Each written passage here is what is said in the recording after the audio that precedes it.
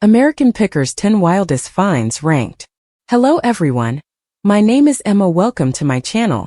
Before starting the video, please go ahead and hit the subscribe button and give this video a like. Up and Soon rose to prominence as one of the network's most popular programs. The show followed collectors Frank Fritz and Mike Wolfe as they journeyed around the United States in search of hidden gems in garages, barns, and even deserted homes. Fritz's health problems caused him to leave the show in season 20 and eventually pass away in 2024, but Wolfe and the show have continued his legacy. Wolfe and Fritz's friendship has played a significant role in the show because of their mutual love of history. Throughout the years, from antique automobiles and motorcycles to other priceless items, the two guys have found it all. However, the show delves deeply into the significance of conserving history for future generations, going beyond simply upselling rare things to make a profit. This find has to be my favorite of all the ones I've seen on American Pickers, both because it was a valuable item and because of its backstory. It was a 1935 Auburn Phaeton 653, which Wolfe and Fritz bought in season 12. The car was in poor shape when the two friends discovered it, because it had been sitting unattended in. A couple named Jan and Sandy own a barn in South Dakota. For about $26,000, Wolfe and Fritz purchased the car from them, and they agreed to let Jan drive it after they had finished repairing it. Unfortunately, Jan was already dead when the Pickers succeeded in starting the car. But in remembrance of her late husband, Mike made sure Jan's wife rode in the Phaeton. Technically speaking, given its laborious restoration procedure, the vintage vehicle has been one of the show's best discoveries. While the car was coated with layers of white paint and had a rusted exterior, according to Gear, Wolfe was able to completely transform it and sell it at auction for $35,200. Constructed during the Great Depression and meticulously repaired, this vehicle is a historical artifact. For many Star Wars enthusiasts, this was a huge discovery. Wolfe and Fritz are known for unearthing some of the rarest relics ever discovered, and the Yoda prototypes they discovered were no exception. The original Yoda puppet from The Empire Strikes Back, 1980, which had deteriorated over time, was replicated in these handcrafted sculptures by sculptor Mario Chioda. Only 10 of these meticulously hand-painted pieces were ever produced, making them incredibly valuable pieces of Star Wars memorabilia. Fritz and Wolfe had arrived prepared to bargain, but Chioda had set his prices at $5,000 to $8,000 each for these unique sculptures. For one of the artist's proofs, they were able to lower the price to $6,250, which is a great bargain considering how uncommon they are. Although that is a buy for another time, Chioda has also done a pretty good job at imitating the Jedi Master.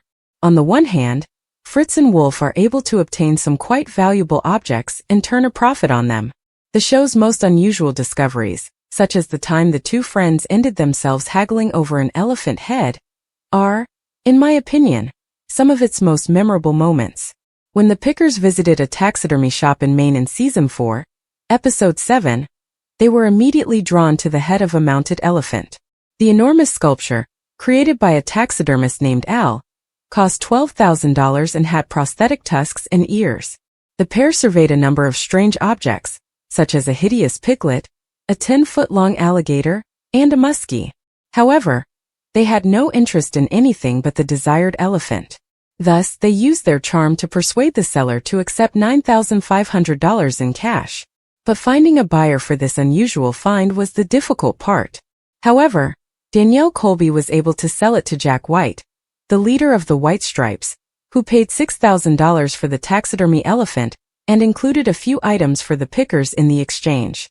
In season 19, when visiting a collector named Zip in South Carolina, the Pickers discovered a rare officer's sword from the 1850s, the oldest object ever discovered on American Pickers. Zip was a Vietnam military soldier who possessed an extensive collection of military relics. Naturally, the Pickers showed an instant interest in everything that he might provide them. They were particularly drawn to an old sword in Zip's collection that had a sharkskin handle and floral carvings. Zip showed that there were several scratches all around the blade, indicating that it had been used in combat. When Wolfe tried to haggle over the $800 price of the sword, the seller would not budge. The Picker, however, was eager to complete the transaction at the initial price because he didn't want to lose out on this unique item. Colby tells the Pickers to step up their game, and they embark on a mission in Season 2, Episode 9.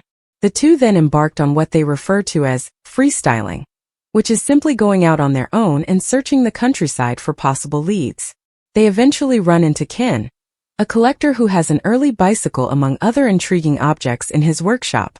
The most intriguing piece in Ken's collection, though, is a collection of hand-colored pornographic photos from the Victorian era. The images show women posing provocatively for the camera while holding swords in their hands, sporting short skirts, and sporting red hearts on their chests. Wolf instantly agrees to Ken's demand of $25 for the 3 pictures. I think it's an offer too excellent to pass up. When Wolf and Fritz had to locate unique Civil War artifacts for the Gettysburg Museum of History, American Pickers Season 4 got off to a spectacular start. They eventually reach Maryland on their quest, where they encounter Keith, a collector with an amazing collection that includes rare Confederate cash, firearms,